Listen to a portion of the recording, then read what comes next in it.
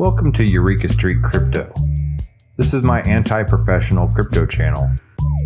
I'm just a barely sane dude who fell down the cryptocurrency rabbit hole. This channel is my fumbling attempt to communicate myself outside my own head about my journey in the crypto space. It is basically my brain dump.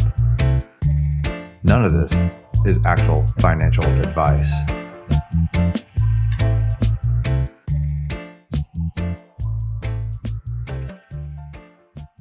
Hey everybody, I'm Eureka John and you're at Eureka Street Crypto, broadcasting live from Leander, Texas. It is 2:03 in the afternoon on March 30th, 2022.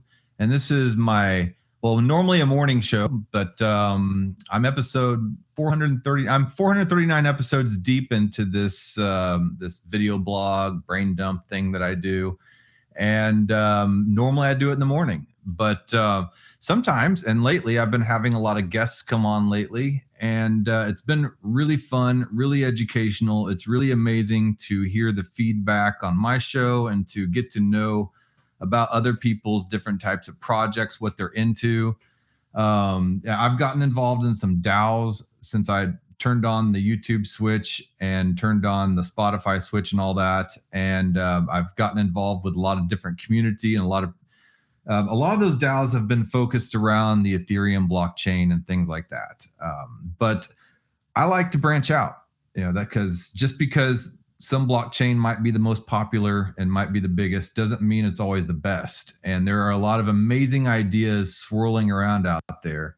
And I've brought people on who are Bitcoin maximalists. I've brought people on who, are into the Near protocol. I've brought people on who are into all different types of blockchains. And today we're going to be talking about NFTs. And I have somebody on here, the founder of the Tokel.io NFT platform here with me, Nutellalicka. So hi, Nutella. Thanks for jumping on to my humble little show here and being able to shoot the breeze with me here. I appreciate you coming on. Yeah, no worries. Thanks for having me. Yeah. This is kind of a small potato show, but like I said, I do like to bring on different perspectives. And from what I understand, Nutella, this is Tokel's its own blockchain, and it's built in the Komodo ecosystem. Is that correct? Yeah, that's the one. Independent blockchain using Komodo technologies. Okay. All right. And I'll have some more technical questions about Komodo coming up. I did a video way back in the day. I guess it was maybe, about a year ago, where I covered Komodo in some pretty deep detail, I guess. And I covered the pirate chain as well, which is also kind of along the same vein, around the same type of ecosystem, but very different blockchains. But I want to know a little bit more about you first, where you're coming from, without totally doxing yourself, of course, but just what brings you into Tokel and to have founded the Tokel blockchain. What made you interested in Komodo at the beginning? And because it doesn't seem like the standard route a lot of people go nowadays, getting into the crypto space. So yeah. Let's hear it. Yeah. Yeah, I guess my crypto journey started back in 2017. So I guess it's probably 4.5 years now. Okay. As many people got in around that time frame, I think it became quite popular. But I had a friend that had been in for quite some time, and they told me about this crypto thing, and I was kind of interested and generally interested in innovative technologies. So it piqued my interest, and I started learning about it. But the learning curve was like extremely high. So it took me a handful of months to try and wrap my head around, who was running Bitcoin and what company was running Bitcoin. Because at the time I had absolutely no idea. How can you get the shares?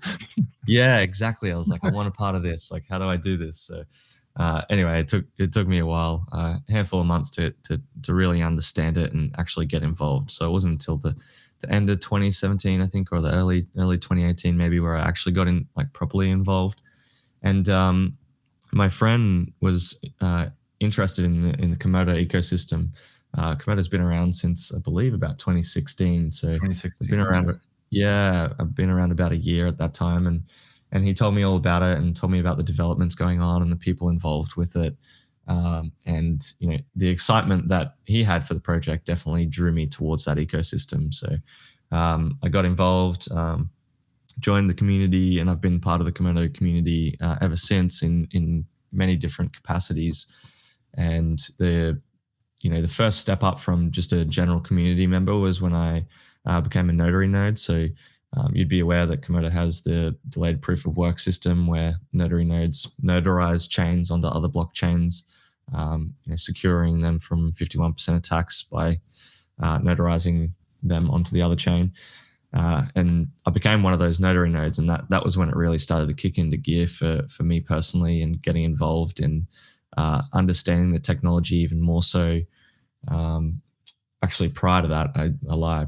Prior to that, I actually started a mining pool. I was interested in mining, and was using other Mining people's mining. Komodo?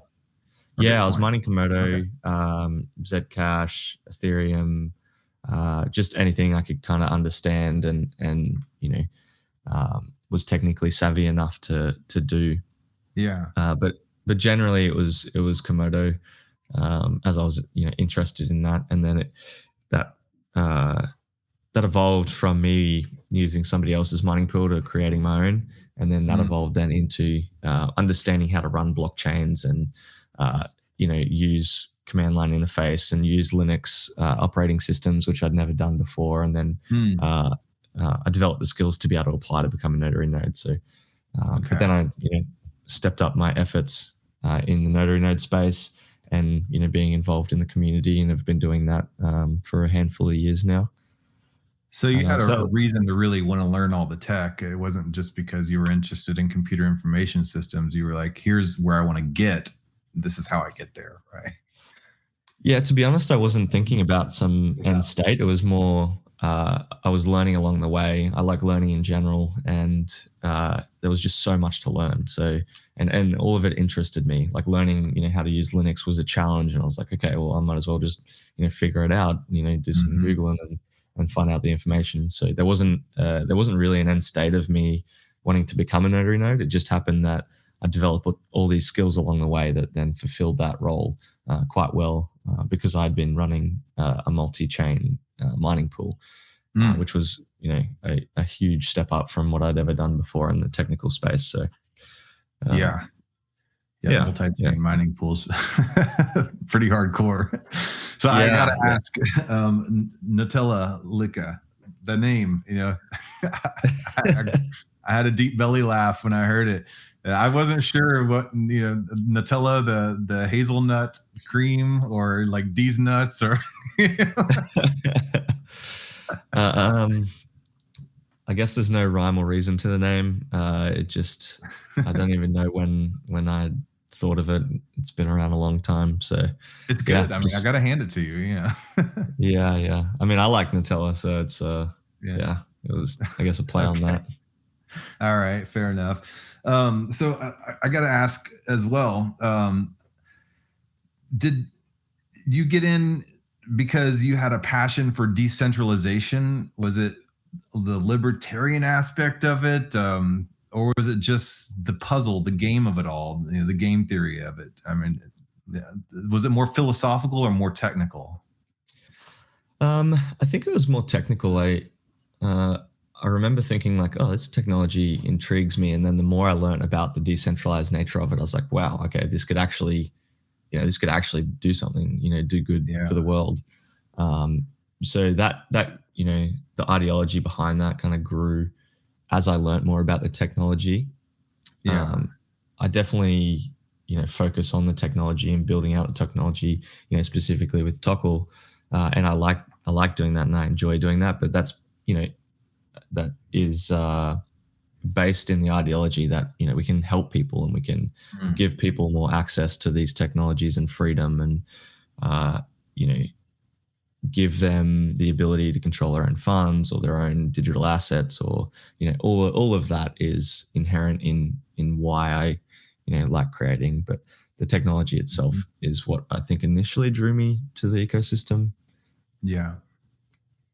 Yeah, because the little time I've spent in the Komodo ecosystem, the community really prides itself on decentralization, on freedom, on autonomy, on being able to build your own blockchains on top of and using the security of Bitcoin and Litecoin, and like you said, that delayed proof of work that uses that I guess the op return function, but I guess I would call it, like you said, the notary stamp, to borrow the security from a more decentralized blockchain. And so that's what Tokel blockchain is built on. Is it built on using Komodo's security or Bitcoin's security in the same way that Komodo does? Yeah. So stepping back from DPower, Komodo offers the ability to create. You said Komodo offers the ability to create your own independent smart chain, and so that uses the Komodo daemon, the Komodo code base. You run a command, and you can have your own individual blockchain that is completely separate to Komodo's. If you never want it to have anything to do with Komodo's, that's perfectly fine. Okay. Then, all right.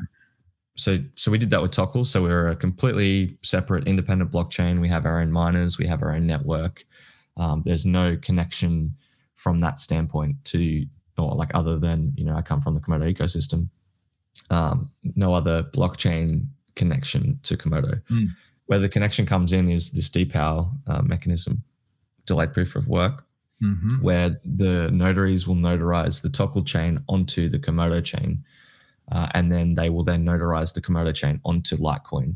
So for all of the Litecoin now, okay, yeah, they've moved to Litecoin.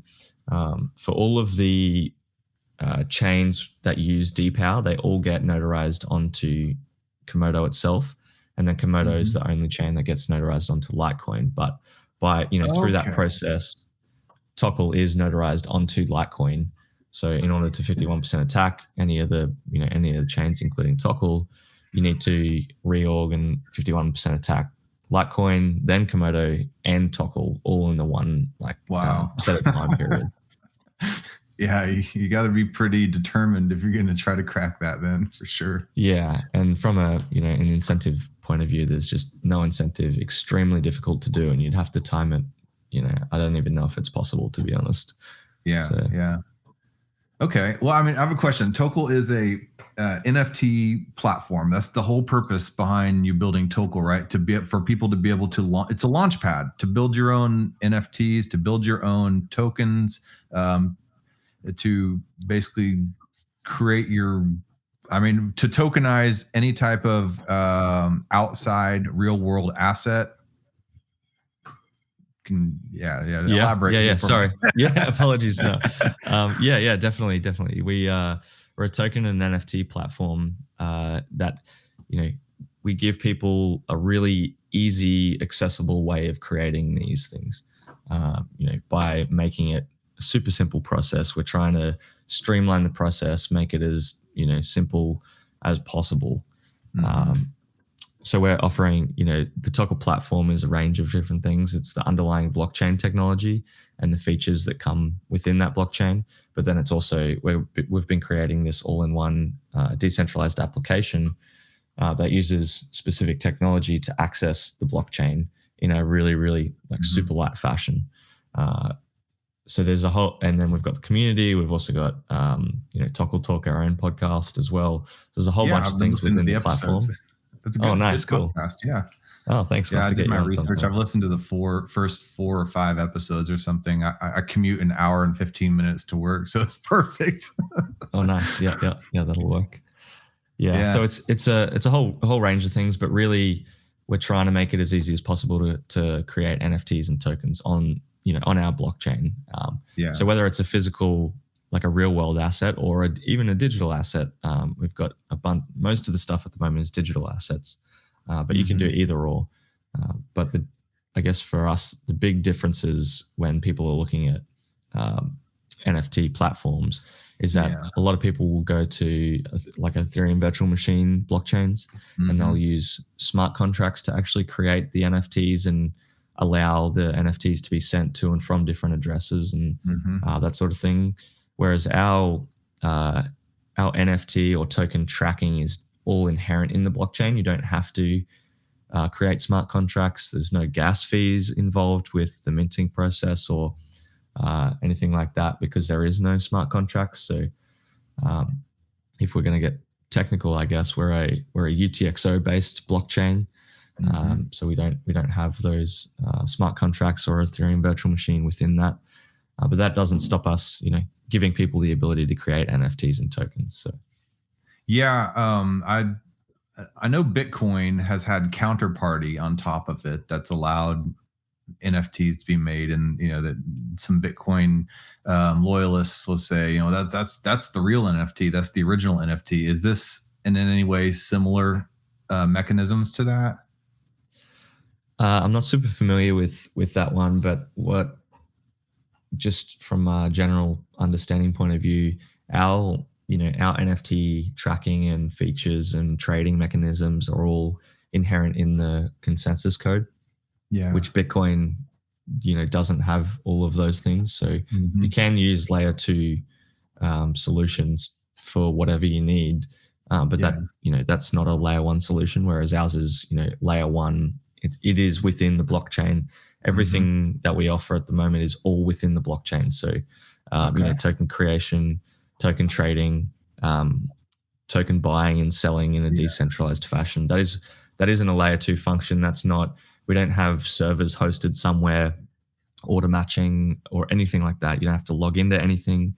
It is purely all on chain. So everything that occurs is on chain.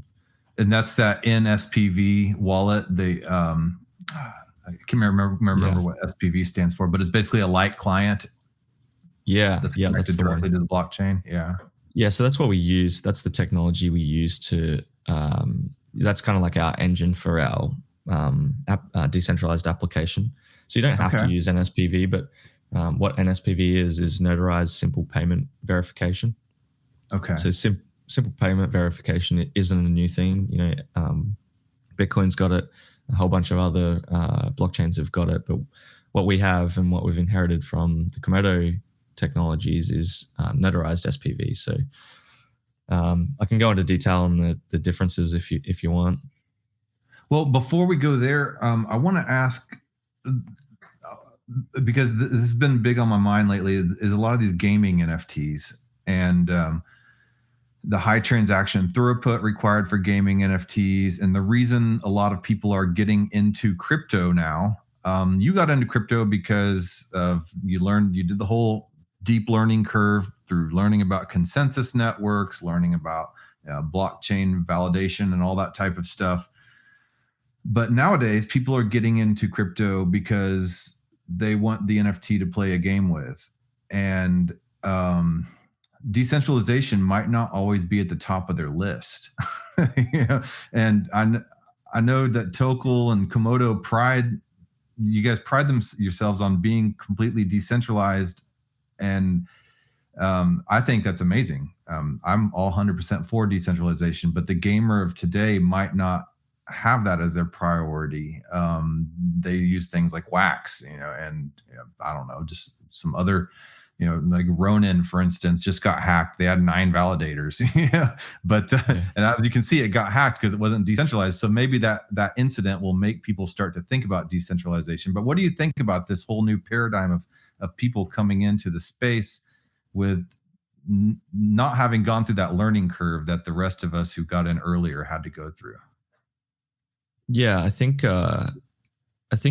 decentralization is a bit of a scale, and sometimes you need it, sometimes you don't, sometimes you want it, sometimes you don't have the option to have it, and sometimes it makes sense to push for a decentralized solution, but other times it just doesn't. It might not make sense in that particular circumstance. And JL777, the Komodo founder / lead dev, he wrote a good article about that, about where it makes sense to have it or not. But where I'm going with that is that, gamers might not necessarily need complete decentralization in all they do. And, they might not want it because sometimes it's a little bit clunky. And at the moment, definitely the technologies aren't up to the same standard in a lot of cases as centralized solutions. So when we think about, blockchain gaming or decentralized gaming, you have to if you're a game manufacturer or video game creator, like you have to think about what you actually want to make decentralized, because like ultimately you are going to create a game which centralizes that game around your video game studio. To a certain extent. You might be able to decentralize the in-game assets, for example. And this is like the biggest thing that I think is, gamers should push for, is decentralizing the in-game assets such that, the gamers themselves can actually own the assets. So rather than them be infinitely created by the video game studio and they make profits off that, maybe, they make a limited amount, make an initial sale, and then the gamers own the assets and can trade them on a secondary market. So that's taking that one step of decentralization and ownership towards the player rather than the actual video game studio. So that's one step where I see it's really important. And I think even people that don't care for blockchain technologies, I think that blockchain technologies enable something that they will want. As a gamer, you have incentive to purchase these skins that you can then on sell. Whether it's for the same amount of money or not, whether it's for a bit more, whether it's for a bit less, is kind of beside the point, because you'll still get your money back at the end of the day, hopefully, depending on the situation. But that's one instance. Another instance that may or may not make sense for the game that you play is whether your game interactions actually occur on chain. So there was a game that JL777 created that was a roguelike game that was all the moves and everything that occurred actually happened on chain. And I think that's a really niche thing to do. And there's definitely games out there that will want to do that, where everything occurs on chain and all of the rewards and the features and all of that, all of those steps and gameplay was all logged and tracked and run by the blockchain basically. But I don't think that that's going to be the case for a lot of games. It just doesn't really make sense. I still think there's going to be the video game studio running servers for people to connect to play with each other, or simple things like that, where there's still going to be trust in the video game creator, which I think is a perfectly normal thing, because you want to be part of that. You want to be part of that video game community, and you want somebody to take the ownership of developing and creating new things for the ecosystem and all that sort of stuff. So anyway, I kind of broad brush there, but I think there's some games where it makes sense. Yeah, where it makes sense to have that full decentralization, and there's other games where parts of the game can actually be decentralized without having to completely decentralize the entire game, if that makes sense. Yeah, it seems like it's going to be a slow graduated process, or like you said, not completely decentralized at all at some points. That it just fits the situation. We had Ahead jump on in the chat saying he's happy to be on the stream. Hey, how's it going, Ahead? Thanks for jumping on. I think about I'm playing this other game as well called Freaks and Guilds, and it's a play to earn game that just launched, and their selling point is that all their NFTs are 100% on chain. It's not just a hash representative of it on chain. Where does Tokel stand on this?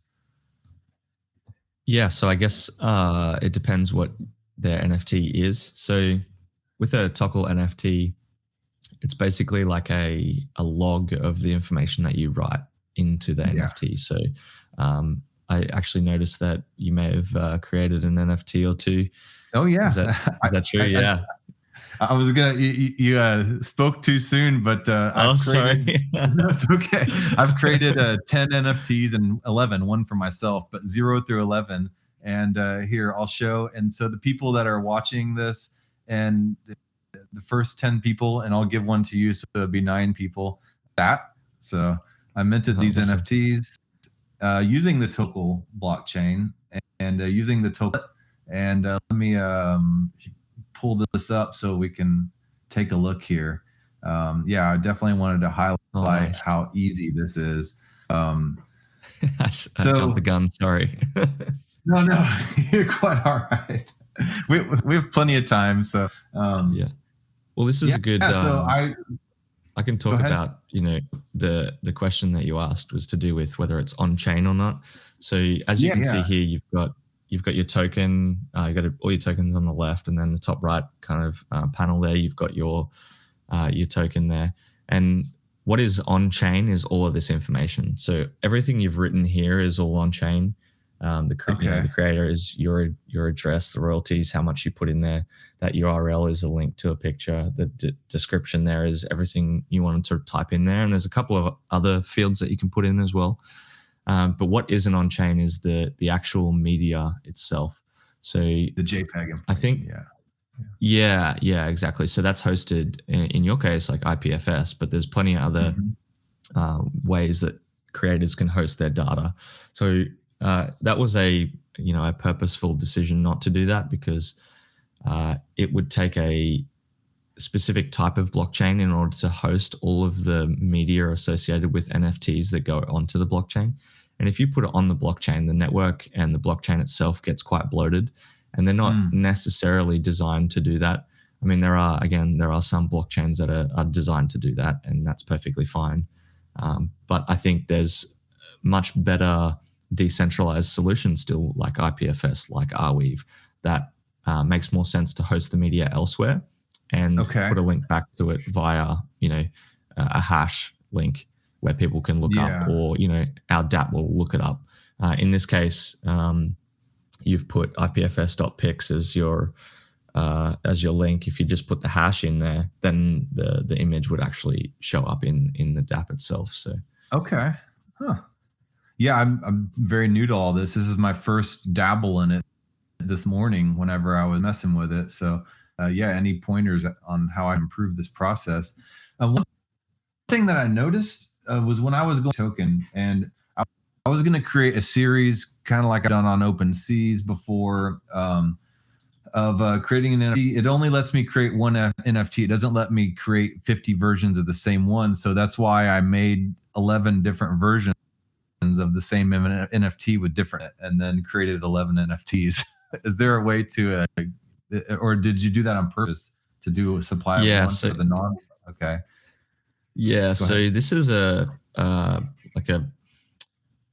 an educational piece, I guess, for people, is that an NFT is a token, so a non-fungible token, and what that means is that it's one of one. So there is only one in existence with those characteristics, like those specific characteristics is only one. If in your case your NFTs are all different because you've numbered them 1, 2, 3, 4, 5. I mean, the image is the same, the description's the same, the link's the same to the image. So, they're very, very, very similar, but they're versions of, one specific thing. What we've done here is we've said, hey, like an NFT is it can only ever be one specific thing. So when you're creating an NFT, you can create, a supply of one. And the reason we've done this, and, we're working on a different token creation manager, which will have a couple of extra bits and pieces in the future for token creators. But the behind the scenes blockchain token creation process takes one UTXO, so one very, very small amount of the Tokel coin, and stamps all of the token data onto that Tokel coin, and that then becomes your token. If you're creating an NFT and you put a supply of 5 in there, they would have those 5 individual units of the Tokel coin would be exactly the same. They wouldn't actually be a non-fungible, because they'd be exactly the same. They would have no differences whatsoever. You'd be able to trade them for themselves, because again, there's absolutely no difference between them. So if you go to the fungible token in the app there, or the DApp there, you'll see that you can put a supply of whatever you want in there. And basically each of those, just below NFT there, yeah. So you can put a supply of however many you want, and each of those tokens will be exactly the same. There'll be absolutely no differences, and they'll be from the same creator, same name, same description, same URL, same royalty, same attributes, everything exactly the same. So there's like a slight difference between what a fungible token is and what a non-fungible token is, and why there's only a supply of one in the NFT space. Okay, so but why does OpenSeas allow you to create, for instance, a series of 5 of the same NFT. Then is that what an ERC 1155 versus a 721? The kind of the yeah. I'm not sure exactly which standard they're using in the back end, but I Okay. think it's more become a colloquial term in the ecosystem or in the space that, an NFT is a broad range of things, and people are calling NFTs when they're not actually NFTs. Okay. But people just refer to them as NFTs, even though they might have, you might create an image that has 100 copies and they're each exactly the same. But like I said, if you have 100 copies and they're labeled 1 through 100, then they're not exactly the same because they have that defining difference of being numbered 1, 2, 3, 4, 5 to 100. Okay, so there's a slight difference in the hash, basically, that makes it completely unique. Yeah, even though it's all right. I get what you're saying. So sorry about this. I'm not trying to pick it to pieces. I'm just trying to get clear on this as an amateur coming into some of this stuff. No, it's good. Yeah. It's a good question because a lot of people ask that, and there is a fundamental difference between a fungible token and an NFT, and people use NFT as a broad brush term for all types of tokens. But the example that I'll give is your image, for example. Say you wanted to give the copyright of that image to the token holder. If you created 5 copies of that and each one of them had the copyright to the image, they're not a non-fungible token, because then who has the copyright to the image? Okay. Whereas if you only had one of one, then that one person has the copyright to the image. It's not so much a problem with artwork per se if you're not giving the intellectual property or the copyrights to the owner, because it becomes more of like a painting or photography, where you might have 100 copies of the same photograph, but people want to buy the photograph to put it up on on the wall. So slight differences there, but that's kind of why you wouldn't want to have a series of 5 if you all receive the copyright, because then who actually receives the copyright, that type of thing. Yeah, and you're basically just creating a fungible token series. Exactly. Yeah. Yep. Ahead has a question. He says, is it even possible to have a fully decentralized NFT game? I mean, I was just talking about this with some DAO mates as well earlier, and we were talking about just the nature of a game is proprietary. The game developers are making a game to make money and to get people. So is that even something that's on the table? I think it's possible. Yeah. I think that game I mentioned before, that roguelike game, I think that is all on chain, all open sourced, all decentralized. People can go on there and trust the blockchain code and play the game, and everything is logged in the game, and all the everything happens on the blockchain. But I mean, whether you want that or not, for some games, again, it'll make sense. Other games, it'll be just too hard, or it just doesn't make sense for the proprietary software like you speak about. Okay. Yeah, I was looking at some of this other stuff. It looks like you have a DEX on the roadmap. You have the NFT market on the roadmap. And I hate to belabor too much on roadmaps because roadmaps to me seem in a way centralized, because this is the project owners say, hey, we have this roadmap and here's what we are going to do, and this is where it's going to go. But to me, a real roadmap is whenever you have iterations come out and the community gives input and things change organically. The project is a living project. Do you see this as kind of what you're doing, or do you have set dates? Okay. No, we don't have set dates. And I think we've definitely gone with that mentality that, we are trying to get the community involved as much as possible in what we do. And I'll provide some examples in a second. But with our roadmap, you'll notice that if you do go onto the website, there's not too much information there. What we have written is a white paper, and the white paper outlines. Oh, nice. Yeah, cool. So that outlines basically all of the features that the blockchain has, and all of the features we want to create a decentralized app about. So, it was my intent to create this decentralized app to give people easy access to the blockchain. So we're working on blockchain updates, and we're definitely trying to get the community involved there. But from the DApp point of view, we are basically just a group of people that are working towards creating something for the ecosystem. we have other people that aren't necessarily in the Tokel team, and I use air quotes there, that are, creating for the ecosystem. For example, the person that created the token explorer, they're part of the Komodo ecosystem, part of the Komodo team, but they're not necessarily part of the Tokel team. Again, in air quotes, they're part of the team in terms of their community members that are creating things for the community. And we're really trying to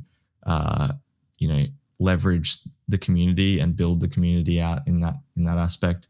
Other areas where we've got community members helping out is Tokel Talk. So Tokel Talk is basically run by community members. Other things in our roadmap are basically all revolving around the DApp itself. An example of where we've brought in, community feedback is strong community feedback. Yeah.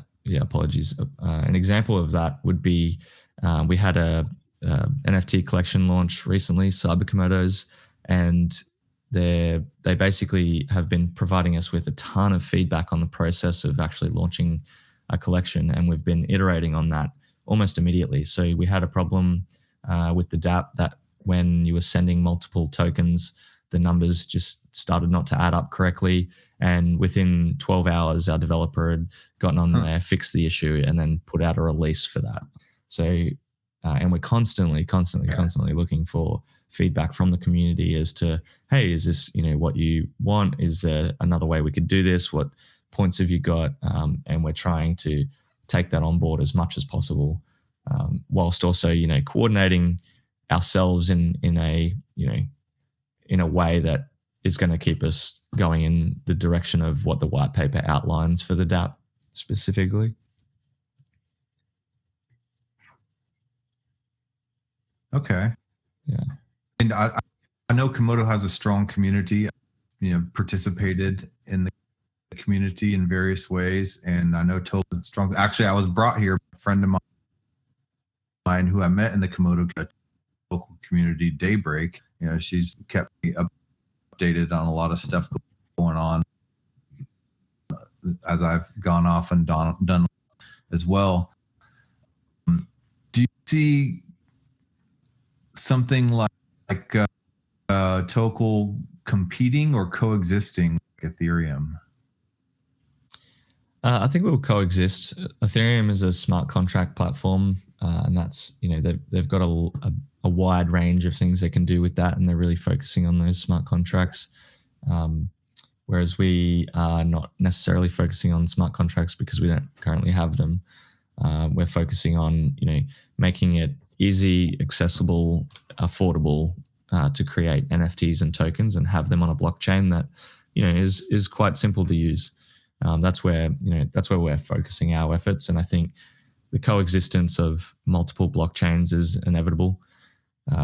There's not going to be one chain that rules them all. Yeah. Just like there's not one business that does everything in the world. There's going to be multiple chains for multiple use cases, for multiple reasons, whether, two chains might do exactly the same thing, but they might have completely different focus areas. Like one might be focused on targeting an audience in, India, whereas one might be focused on an audience in Brazil. Mm-hmm. Obviously, blockchains can go cross-border, but where the team and where the community might be focused is completely different. So I'm pretty heavily into,